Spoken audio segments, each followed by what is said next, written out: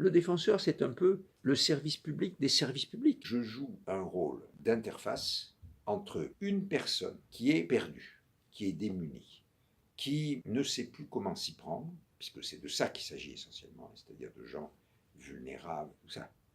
Et d'autre part, un service public, un service social, ou des personnes handicapées, ou quelque chose comme ça, pour essayer de traduire la demande de la personne intéressée, de voir quelle est la réponse du service, juger si cette réponse est conforme en droit ou pas.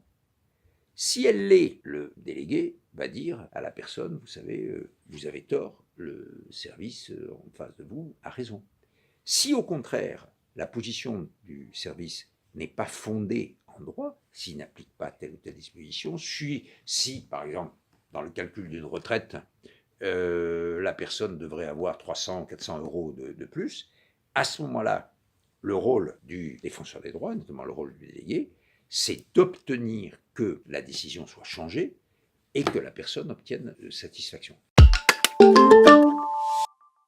Il existe des situations dans lesquelles on s'aperçoit que le droit, tel qu'il existe, n'est pas bon, ou il est insuffisant, ou il est discriminatoire. Il fait des différences entre différentes catégories. Et à ce moment-là, notre boulot, c'est de promouvoir un changement du droit pour assurer l'égalité.